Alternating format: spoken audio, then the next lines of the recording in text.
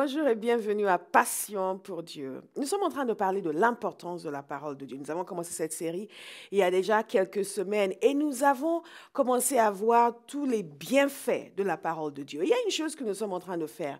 À l'instar de l'apôtre Paul a écrit à l'église de Rome, dans Romains 15 au verset 4, il a dit ceci: « Or, tout ce qui a été écrit d'avance l'a été pour notre instruction. » Afin que par la patience et par la consolation que donnent les Écritures, nous possédions l'espérance. Les Écritures nous donnent la patience, la consolation et nous permettent d'avoir l'espérance. Les Écritures nous permettent de saisir le cœur de Dieu, nous permettent de saisir la révélation de la nature de Dieu et cela nous avons déjà vu. Et donc à l'instar de ce que l'apôtre Paul a fait, nous sommes en train d'examiner les bienfaits des Écritures. Nous sommes en train de prendre des exemples. Ici, il a pris l'exemple de Jésus. Donc, il leur explique que toutes ces choses nous permettent de posséder l'espérance. Nous sommes le peuple de l'espérance. Et la parole de Dieu nous permet de posséder l'espérance et l'expérience aussi. Et nous sommes en train de voir les bienfaits de la parole de Dieu. Pourquoi est-ce si important? Il y a des gens qui voient leur Bible comme quelque chose de bon. Quelque part à l'intérieur, ils sont convaincus que c'est bon pour eux. Mais ils n'arrivent pas réellement à prendre plaisir à la parole de Dieu. Ce que nous sommes en train de faire en réalité, c'est non seulement parler de ce que fait la parole de Dieu pour nous, mais voir concrètement ce que ça donne. J'ai partagé ce passage dans Timothée, nous allons le lire d'ailleurs, parce que ça va nous situer pour ceux qui regardent cette série pour la première fois, et même si vous l'aviez regardée il y a une semaine, il est temps de vous rafraîchir la mémoire. Dans 2 Timothée chapitre 3, au verset 14, regardez le passage pendant qu'il s'affiche à l'écran, il nous est dit ceci: « Pour toi, » c'est Paul qui écrit à son fils spirituel Timothée, et à vous aussi, « pour toi, reste attaché à ce que tu as appris et reçu avec une entière conviction. Tu sais de qui tu l'as appris depuis ton enfance. En effet, tu connais les saintes écritures. Elles peuvent te donner la vraie sagesse qui conduit au salut par la foi en Jésus-Christ. Car toute l'écriture, écoutez bien, est inspirée de Dieu et utile pour enseigner. » Donc nous partons du principe que la parole de Dieu nous est utile. Elle est utile pourquoi? Pour enseigner, réfuter, redresser et apprendre à mener une vie conforme à la volonté de Dieu. Et utile pour enseigner, je répète, réfuter, redresser et apprendre. Nous devons apprendre à mener une vie conforme à la volonté de Dieu. Ainsi, l'homme de Dieu se trouve parfaitement préparé et équipé pour accomplir toute bonne œuvre. Et ce que je veux, c'est que vous soyez équipés, que vous soyez préparés pour accomplir toute bonne œuvre et que vous soyez en mesure de vivre une vie conforme à la volonté de Dieu. En réalité, après être venu à Christ, ce qui nous attend maintenant, c'est d'apprendre à vivre une vie conforme à la volonté de Dieu. Ce n'est pas de passer nos vies à jouer les rebelles, c'est de devenir des gens qui sont entièrement acquis à la cause de Dieu, qui vivent comme Jésus, qui pensent comme Jésus et qui parlent comme Jésus. Il y a des exemples dans la parole de Dieu qui nous montrent comment faire, comment vivre, comment être intime avec Dieu. Prenez l'exemple d'Enoch. Enoch était un homme extraordinaire. Il y a très peu de versets dans la parole de Dieu qui nous parlent d'Enoch. Mais alors, ce qu'il en est dit est absolument merveilleux. Et il y a des individus comme ça que nous devons chercher à imiter. L'apôtre Paul, par exemple, nous invite à l'imiter. Imitez-moi comme j'imite le Christ. Et il nous dit, soyez des imitateurs du Christ. Donc, nous sommes appelés à être des imitateurs. Comme j'ai dit déjà dans cette série, il n'y a rien de nouveau sur le soleil. Ce que vous vivez a été déjà vécu par quelqu'un avant vous. Dieu a de l'expérience. Il sait gérer la vie des gens, il sait gérer les expériences, il sait gérer les difficultés. Je ne sais pas qui est votre gourou actuel, mais il n'a certainement pas l'expérience de Dieu. Je ne sais pas qui est votre maître à penser actuel, mais un jour il est venu sur terre et un jour il mourra, il s'en ira. Et peut-être même qu'il est déjà mort et qu'il est simplement dans les livres d'histoire, il a laissé quelques écrits derrière lui. Mais il y en a un qui est vivant encore aujourd'hui, il s'appelle Jésus. Dieu, lui, est là. Et il a une longue expérience dans la gestion des circonstances humaines. Et quand vous lisez la parole de Dieu, qu'est-ce qui se passe? Vous voyez que Dieu a de la bouteille. Il sait ce qu'il fait. Il connaît l'homme, il l'a fait. Il le connaît intimement. Il sait comment l'homme doit vivre. C'est la raison pour laquelle il ne faut pas se rebiffer quand on dit la parole de Dieu nous invite à adopter tel style de vie, nous invite ou nous ordonne de refuser tel style de vie. Tu dis oui, mais j'ai ma liberté. Non, aucune liberté. La vraie liberté, c'est de pouvoir obéir à Dieu. La vraie liberté, c'est de pouvoir dire non aux tentations de notre siècle. La vraie liberté, c'est de pouvoir dire je vis différemment, je pense différemment, je fonctionne différemment sur la terre, je vais à contre-courant. Ça, c'est la vraie liberté. Ce n'est pas une liberté que d'être obligé d'accepter ce que tout le monde accepte.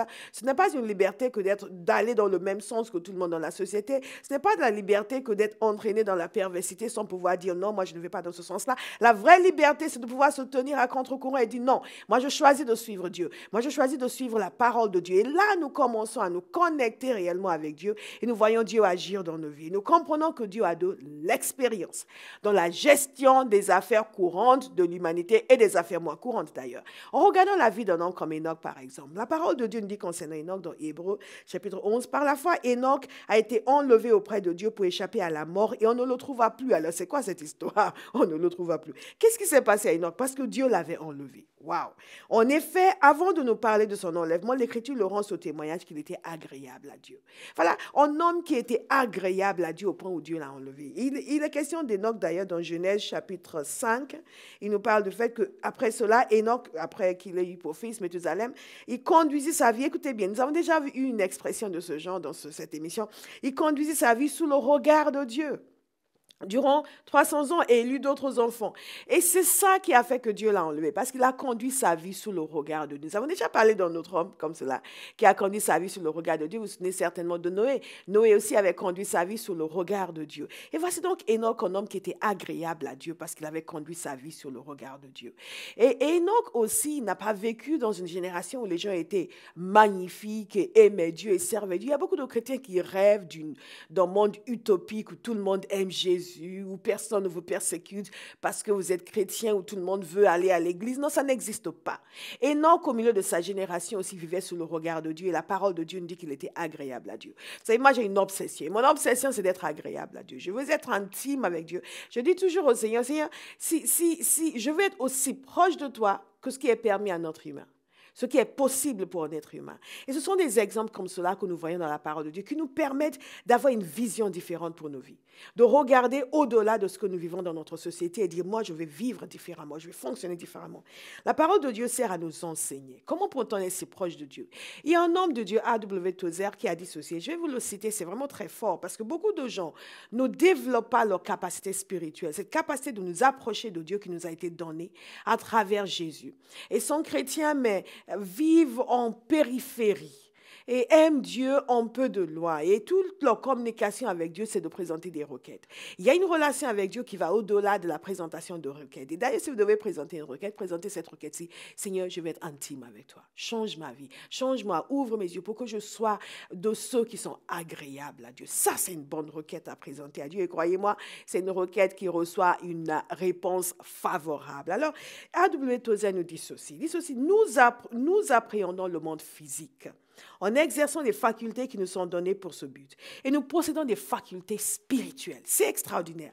Nous avons des facultés spirituelles, des capacités spirituelles par le moyen par lesquels nous pouvons connaître Dieu. Il y a des gens qui me disent, oui, mais non, mais si Dieu existe, tu penses qu'un être humain peut le connaître? Mais bien entendu, je le connais.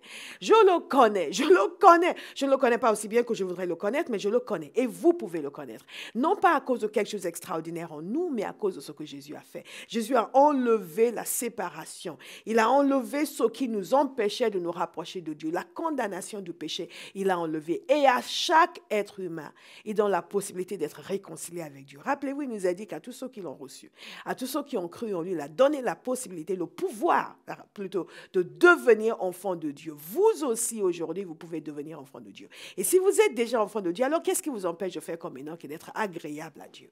Nous devons avoir une vision pour notre vie. Et beaucoup de gens, là, toute la vision qu'ils ont pour leur vie, c'est ce qu'ils ont vu à la télévision, sur Desperate Housewives, je ne sais pas quelle émission, les gens aiment. Et c'est ça qui façonne leur vision de la vie. Ce que vous contemplez va être déterminant dans ce que vous décidez d'être et de faire. Qu'est-ce que vous contemplez? Est-ce que vous contemplez la parole de Dieu? Est-ce que vous contemplez les exemples extraordinaires qui sont donnés dans la parole de Dieu sur des hommes et des femmes qui ont marché avec Dieu? Moi, je veux voir une nouvelle génération de chrétiens. Une nouvelle génération de chrétiens qui prend plaisir à la parole de Dieu. Une nouvelle génération de chrétiens qui ne se laisse pas décourager par des gens incrédules pour dire que la Bible n'est pas pertinente pour nos jours. Mais alors, elle est éminemment pertinente pour nous. Il n'y a aucune question humaine qui touche à l'être de l'homme qui n'a pas sa réponse dans la parole de Dieu. Enoch a marché avec Dieu. Nous avons des capacités spirituelles. Quel que soit l'exemple que vous cherchez, vous voulez un exemple de foi, alors pensez à Abraham. Avec Abraham, c'est extraordinaire parce qu'il y en a avant et il y en a après. Abraham avait une certaine confiance en Dieu, mais il a fallu que sa foi grandisse parce il avait des moments de découragement. Et ça arrive à chacun d'entre nous aujourd'hui. Vous qui me regardez aujourd'hui, vous avez des moments de découragement. Il n'y a pas un d'entre nous qui soit si excellent en toutes choses qu'il ne lui arrive pas des fois de se demander est-ce que ça va vraiment arriver? Même si vous ne vous le demandez pas, le diable viendra vous le dire. Non, non, non, tout autre homme, ça ne va jamais arriver. Donc, comprenons bien que nous avons des exemples dans tous les domaines, des exemples de foi. Abraham, il y avait un avant et un après. Abraham, à un moment donné, a commencé à apprendre à faire confiance à Dieu. Et il avait vraiment... Imaginez bien, imaginez. Dieu vient voir un homme qui est vieux, qui n'a pas d'enfant. Sa femme est vieille, elle n'a pas d'enfant. Les deux sont stériles. Il leur dit, vous allez avoir un enfant. Non seulement vous allez avoir un enfant, mais tu vas être père d'une nation, une grande nation. Et à travers toi, les nations de la terre seront bénies. Mais il faut vraiment le croire. Il faut le croire. Et je vais vous dire une chose. En tant qu'enfant de Dieu, Dieu a des choses à nous dire qui vont nous épater totalement. Les choses que notre intellect n'est pas prêt à accepter. Les choses qui pour nous paraissent totalement farfelues parce qu'en dehors de ce qui est normal, entre guillemets, eh bien Dieu est celui qui a amené toutes choses à l'existence. Il est capable d'amener toutes choses à l'existence dans votre vie. Et quand Dieu amène un projet devant vous, ne restez pas là à dire oui, mais pensez à Abraham. C'est un exemple de foi. Et ce qui est extraordinaire avec Abraham, c'est que non seulement Abraham a fini par grandir dans la foi, mais il est allé même jusqu'à accepter de redonner à Dieu le fils qu'il avait attendu pendant toutes ces longues années. Pour moi, c'est le témoignage de ce que Dieu est capable de faire dans un cœur qui lui appartient entièrement. Où que vous soyez aujourd'hui, quelle que soit la chose que Dieu a posée devant vous, qui vous semble être une montagne ou un obstacle, faites-lui confiance. Vous savez, Dieu nous a mis beaucoup de choses à cœur dans ce ministère. Vous allez faire ça, vous allez faire ça. Et au début, ça paraissait énorme. Et au bout d'un moment, j'ai vraiment commencé à saisir. Mais il y avait quand même quelque chose qui faisait que je disais toujours à Dieu, « Waouh, c'est de grandes choses, de grandes choses. » Et un jour, je me suis entendu dire, « Seigneur, mais tout ça, ce n'est que peu de choses. » Pour toi, c'est peu de choses. Et c'est là où Dieu veut nous amener. Je suis persuadée que oui, nous devons avoir des moments où nous acceptons. Dieu place de grandes choses dans nos mains, il met de grandes visions devant nous et nous acceptons. Mais il faut que nous arrivions à un moment où ces grandes visions deviennent des visions simples et ordinaires. Nous commençons à dire, mais ce n'est que peu de choses, parce que c'est l'Éternel qui a promis de les accomplir. Et il y a un passage ici que je vais vous lire concernant Abraham. J'ai tellement de choses à vous dire et le temps passe vite. Dans Ésaïe 51, écoutez bien ceci. Il nous dit ceci, écoutez-moi, vous qui recherchez le salut, qui vous tournez vers l'Éternel. Regardez, voyez l'exemple qui est devant nous. Regardez le rocher d'où vous avez été taillé. Et la carrière d'où vous avez été tiré. Oui, considérez Abraham, votre père. Considérez. La parole de Dieu nous enseigne, nous apporte l'instruction, nous invitons à considérer les gens qui nous ont précédés. Nous voulons voir, considérer leur vie, apprendre de leur vie et aller plus loin qu'eux. À exercer plus de foi, être plus agréable à Dieu. Parce que nous devons toujours penser à dépasser ceux qui nous ont précédés. Considérez donc Abraham, votre père, Sarah qui vous a mis au monde. Car lorsque j'ai appelé Abraham, et ça c'est une expression magnifique de la manière dont Dieu fonctionne. Quand j'ai appelé Abraham, il nous a dit, j'ai envie de prêcher tout d'un coup. Quand j'ai appelé Abraham, il n'avait pas d'enfant. Eh oui. En d'autres termes, quand je l'ai appelé, il n'y avait rien. C'était désert. Ça n'avait pas l'air d'être prometteur. Je l'ai béni alors et je lui ai donné de nombreux descendants. Et c'est comme ça que Dieu agit dans nos vies. Quand il nous appelle, quand il nous parle, nous n'avons pas ce qu'il dit que nous allons avoir. Nous ne sommes pas ce qu'il dit que nous allons être. Mais si nous lui faisons confiance, il nous bénit et il amène des fruits dans nos vies. Mais des exemples extraordinaires. Un exemple de leadership dans David. Je suis toujours étonnée à chaque fois que je lis ces passages sur les gens qui se sont rassemblés autour de David. Rappelez-vous l'histoire de David. David était un homme extraordinaire. Il y a beaucoup de choses à apprendre de la vie de David. Alors, nous pouvons faire toute une série d'enseignements sur ce que nous apprenons de la vie de David. David est un exemple de leadership. Il n'a pas toujours réussi d'ailleurs, il y avait des échecs dans sa vie, dans sa propre famille par exemple. Mais il y a quelque chose qui est frappant. C'est qu'il nous est dit dans la parole de Dieu que lorsque David était pourchassé par Saül, il y a des gens qui l'ont rejoint. Les gens qui ont rejoint David, ce n'était pas la crème de la crème, ni ce n'était franchement pas l'élite de la nation. Des gens qui étaient endettés, des gens qui étaient dans la détresse, des gens qui avaient des difficultés, ont tous rejoint David. 400 hommes, mais avec des histoires personnelles certainement pas ce que vous aurez souhaité. Et je vais vous dire pourquoi ça me parle. Ça me parle personnellement, parce que j'ai appris à me laisser inspirer par l'exemple de David. Quand David a commencé, il n'avait pas autour de lui des gens qui étaient les meilleurs.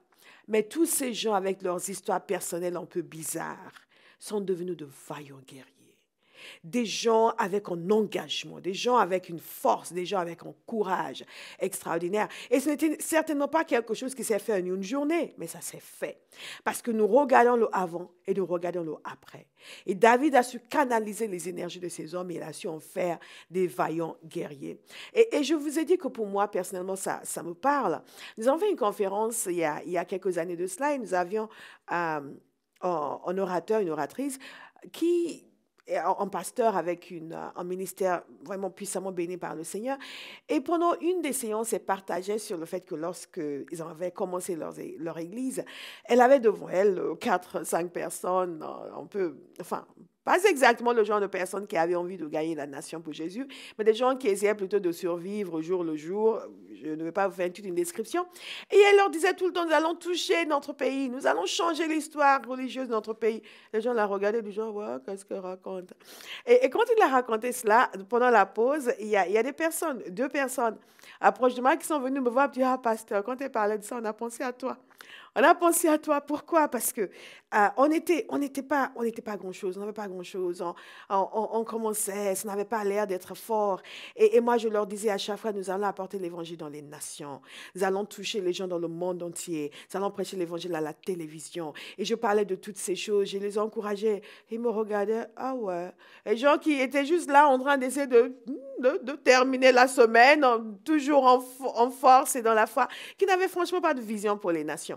Vous comprenez? Dieu ne nous amène pas toujours des gens qui savent tout, qui comprennent tout, qui ont été formés dans les meilleures écoles théologiques. Et il y a un pasteur qui m'écoute aujourd'hui qui a besoin de savoir cela. Il y a quelqu'un que Dieu envoie pour commencer une œuvre, qui a besoin de savoir qu'il n'y a pas à mépriser les gens que Dieu lui envoie. Dieu sait pourquoi il a choisi certaines personnes. Et non plus ne pas se laisser inféoder à des personnes qui semblent avoir tous les diplômes théologiques nécessaires, qui semblent être les plus compétents, les meilleurs. Ils ne sont pas toujours les meilleurs par ailleurs. Ils ne sont pas toujours les meilleurs, mais faites confiance à Dieu. Comme David a fait, que ceux qui viennent vers vous, Dieu va travailler leur vie, Dieu va transformer leur vie. Et aujourd'hui, j'ai le plaisir de voir tellement de témoignages de vie changées, de vie transformées. Ils sont passés de là à là, tellement de choses que Dieu a dit que Dieu est en train de faire. Non pas à cause de ce que nous sommes, mais à cause de ce que Dieu est. Des exemples foisonnants dans la parole de Dieu. Des exemples d'encouragement qui nous permettent de nous tenir droit dans un monde complètement fou. Il y a quelques années de cela, j'étais en train de...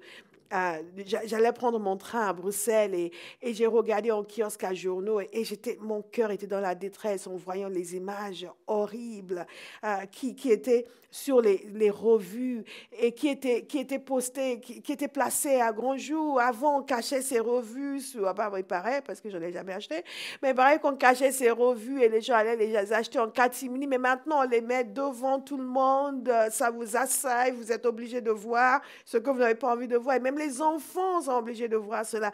Et je me dis, mais dans quel type de société perverse est-ce que nous vivons, où les gens n'ont plus le sens du bien et du mal, et où toutes ces choses ont envahi le monde, et les gens trouvent ça parfaitement normal. Et j'ai commencé à être vraiment affligée dans mon esprit en tant qu'enfant de Dieu. Et Dieu m'a rappelé le fait que des gens comme Paul... Des gens comme Paul ne vivaient pas dans des sociétés chrétiennes, ne vivaient pas dans des sociétés qui étaient favorables à nos valeurs, qui étaient favorables à l'Évangile. Mais je vois l'exemple d'un homme comme Paul qui a tenu ferme dans sa génération, d'un homme comme Paul qui était un homme qui avait le cœur pour les choses de Dieu, mais qui devait, certainement, il ne voyait pas des revues pornographiques, ça n'existait pas à l'époque, mais il y avait des choses dans leur société aussi qui étaient horribles et qui étaient déshumanisantes. Et en dépit de tout cela, ils ont tenu ferme, ils ont annoncé l'Évangile dans le monde entier. C'est exactement ce que nous allons faire. Nous allons tenu ferme et nous allons annoncer l'évangile dans le monde entier. Nous n'allons pas du tout nous laisser faire. Des exemples foisonnent dans la parole de Dieu. En parlant de Paul, beaucoup d'entre vous m'avez entendu parler de Paul et son exemple, l'exemple de pardon extraordinaire et de miséricorde. Je vous disais que Dieu a l'habitude de traiter avec les êtres humains. Dieu a l'habitude de pardonner. Dieu a l'habitude de prendre les gens de là où ils sont et de les amener là où il veut les amener. Il a pris quelqu'un comme Paul, en meurtrier, en persécuteur. L'apôtre Paul lui-même en a parlé. Il a parlé du fait que lui qui était un meurtrier, il a été jugé digne.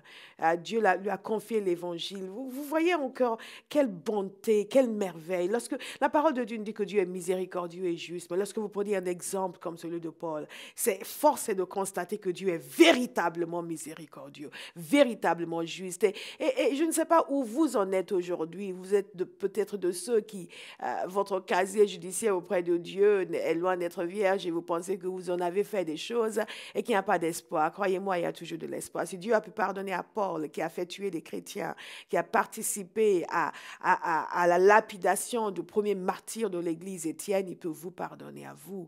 Quel que soit là, vous êtes là aujourd'hui, vous êtes peut-être en présence de quelqu'un, vous êtes avec une femme, ce n'est pas la vôtre, et vous vous dites, oui, mais bon, je regarde cette émission, je ne sais même pas pourquoi je regarde ça, mais vous trouvez déjà l'état où je suis, est-ce que Dieu peut pardonner un homme comme moi? Oui, Dieu peut pardonner un homme comme vous. Tout ce qu'il faut, c'est donner votre cœur, votre vie à Jésus. Jésus est venu pour que tous soient pardonnés et pardonnables. Et quand vous venez à Jésus, tout est pardonné, tout est pardonnable. Exemple de miséricorde divine extraordinaire. Vous voulez savoir si Dieu répond aux prières, pensez à Élie. Nous sommes en train de parler de l'importance de la parole de Dieu. La parole de Dieu nous inspire. Pensez à Élie. Élie était un homme, il nous est dit dans la parole de Dieu, de la même nature que nous. Mais quand Élie a intercédé, a demandé qu'il ne pleuve pas, il n'a pas plu pendant 3 ans. Il y a des gens aujourd'hui dans l'Église, en Occident, qui sont persuadés que le temps des miracles est fini et Dieu ne fait plus rien. Je ne vous demande pas de demander qu'il ne pleuve pas sur la France pendant 3 ans. Dieu ne nous a pas donné l'indication de faire cela. Simplement, je suis en train de dire que nous sommes des êtres spirituels, nous vivons dans un monde spirituel et que Dieu est esprit. Et lorsque nous intercédons, Dieu entend, Dieu répond et Dieu agit. Nous entendons constamment des témoignages de gens qui partagent la réponse aux prières qu'ils ont faites. Dieu a répondu à la prière d'Élie. Et Dieu a fait en sorte qu'il ne pleuve pas. Et quand Élie a prié de nouveau, il a plu. Et il nous a dit, non pas qu'Élie était un super apôtre ou un super prophète, mais qu'Élie était un homme d'une même nature que nous. En d'autres termes, ce que Élie a fait, vous êtes capable de faire. Si vous êtes en train de vous demander aujourd'hui si Dieu vous entend, Dieu vous entend. Prenez exemple sur Élie. Voyez l'importance de la parole de Dieu. Nous ne disons pas simplement que la parole de Dieu nous enseigne, mais nous disons aussi que la parole de Dieu nous montre ce que Dieu fait dans la vie des gens et ce que Dieu va faire dans nos vies. Cela nous inspire. Nous apprenons avec l'exemple des gens qui nous ont précédés, mais tous les exemples ne sont pas bons. Il y a des exemples qui ne sont pas bons du tout, malheureusement. Vous voyez par exemple l'exemple d'Ananias et Saphira qui ont trouvé la mort. Pourquoi? À cause d'un amour excessif de l'argent. C'est aussi un avertissement pour nous. C'est John Wesley qui disait qu'il semblerait que la dernière partie d'un être humain à être sauvé, c'est son porte-monnaie. Et beaucoup d'entre nous sommes sauvés, mais nos porte-monnaies ne sont pas sauvés. C'est important pour nous de ne pas avoir l'amour de l'argent, l'amour excessif de l'argent. Et c'est l'amour de l'argent qui a conduit à la perte d'Ananias et de Saphira. C'est un avertissement pour nous. Nous devons aussi apprendre à fonctionner comme Dieu veut que nous fonctionnons. Je vais vous lire un passage et vous invite à aller méditer sur ce passage parce que c'est un contre-exemple, parce que tout a été très positif. Jusque-là, je vous ai parlé de bons exemples, des gens qui ont suivi Dieu, des gens qui ont marché avec Dieu, sauf l'exemple d'Ananias et Saphira. Mais il y a tout le peuple de Dieu à un moment donné qui n'a pas suivi Dieu. Et ces gens ont péri dans le désert parce qu'ils n'ont pas été attentifs à la voix de Dieu. Et il nous a dit quelque chose de très important. Et c'est sur cela que nous allons amener cette émission à la conclusion. Parce qu'il est important pour nous de faire très attention. On ne plaisante pas avec les choses de Dieu. Il nous a dit ceci dans 1 Corinthiens, chapitre 10. Car il ne faut pas que vous ignoriez ceci, frères. Après leur sortie d'Égypte, nos ancêtres ont tous marché sous la conduite de la nuée. Ils ont tous, regardez bien, tous ces gens ont eu une certaine connexion avec Dieu. Ils ont tous traversé la mer. Ils ont donc tous en quelque sorte été baptisés pour Moïse dans la nuit et dans la mer. Ils ont tous mangé une même nourriture spirituelle. Ils ont tous bu la même boisson spirituelle. En fait, ce qu'il est en train de dire ici, c'est que ces gens ont eu des expériences spirituelles. Ce n'étaient pas des gens venus de l'extérieur. Ici, un avertissement pour l'Église et un encouragement aussi. Ces gens ont tous eu une expérience spirituelle. Mais suite à cette expérience spirituelle, qu'est-ce qui s'est passé? Malgré tout cela, la plupart d'entre eux ne furent pas agréés par Dieu. Nous avons commencé en parlant d'Enoch qui était agréable à Dieu. Et ces gens, pour la plupart, n'étaient pas agréables à Dieu. Ils ont péri dans le désert. Au verset 6, tous ces faits nous servent d'exemple. Vous voyez, nous revenons encore sur le mot avec lequel nous avons commencé. Des exemples. La parole de Dieu a été écrite pour notre instruction, pour nous donner des exemples de vie. Tous ces faits nous servent d'exemple. Pourquoi? Pour nous avertir. Waouh! Pour nous avertir de ne pas tolérer en nous de mauvais désirs comme ceux auxquels ils ont succombé. Ne soyez pas idolâtres comme certains d'entre eux l'ont été. Je vais juste vous dire ce qui nous dit de ne pas l'être, parce qu'il y a des conséquences qui sont rattachées à cela, mais je vous invite à lire ce passage vous-même. Ne nous laissons pas entraîner à l'immoralité sexuelle comme firent certains d'entre eux. N'essayons pas de forcer la main au Christ. Waouh! Ne vous plaignez pas de votre sort comme certains d'entre eux qui tombaient sous le coup de l'ange, sous les coups de l'ange exterminateur. Alors, il nous dit plusieurs choses. Ne faites pas ceci comme eux. Ne faites pas cela comme eux. Faites attention à vous. Ne suivez pas leur exemple dans ces choses. Au verset 11, très important, écoutez bien. Tous ces événements leur sont arrivés pour nous servir d'exemple. Pour ceux qui pensent qu'elle insiste un peu trop sur ce mot d'exemple, c'est la parole de Dieu qui nous le dit. Nous servir d'exemple. Ils ont été mis par écrit pour que nous en tirions instruction. N'est-ce pas formidable? Nous qui sommes parvenus au temps de la fin. C'est pourquoi si quelqu'un se croit debout, qu'il prenne garde de ne pas tomber. Faisons attention. Il y a beaucoup de gens qui sont chrétiens, qui sont convaincus de savoir, qui sont convaincus de connaître la parole de Dieu, qui parfois même jugent les personnes dont l'histoire est racontée dans la Bible en disant « Waouh, comment il a pu faire ça, mais c'est terrible. Ce peuple, comment ils ont pu faire ça ?» La parole de Dieu nous dit que ces choses ont été écrites pour notre instruction, que ces gens sont censés nous servir d'exemple et que nous devons décider de ne pas faire comme eux. On a vu les gens qu'il faut imiter. L'apôtre Paul a dit, soyez mes imitateurs, imitez-moi comme j'imite le Christ. Mais dans ce cas précis, on nous dit, ne les imitez surtout pas. La parole de Dieu nous dit qui nous devons imiter et qui nous ne devons pas imiter. Choisissez bien vos modèles. Votre modèle ne doit pas être la dernière star du cinéma, parce que leurs vies ne sont pas toujours conformes à la volonté de Dieu. Votre modèle ne doit pas être toujours le premier qui arrive, je ne sais pas quel est le top des hits musicaux aujourd'hui, parce que sa vie n'est pas nécessairement conforme à ce que Dieu veut. Et je m'adresse particulièrement aux jeunes, choisissez bien vos modèles. Vos modèles ne doivent pas être en fonction de leur capacité de chanter, de danser ou de se déplacer sur la scène. Le choix de modèle ne doit pas être dépendant de leur manière de s'habiller. D'ailleurs, surtout ne vous habillez pas comme eux. Mais enfin, choisissez bien vos modèles. Il y a des modèles qui nous sont donnés dans la parole de Dieu. Et quand nous suivons ces modèles, nous pouvons vivre des vies qui sont conformes à la volonté de Dieu. Nous allons nous retrouver la semaine prochaine. Mais entre-temps, je vous invite à méditer la parole de Dieu. Allez sur notre site pour revoir cette émission. Et surtout, pensez à vous abonner à mon blog pour recevoir mes articles directement dans votre boîte mail. Que Dieu vous bénisse et à la semaine prochaine.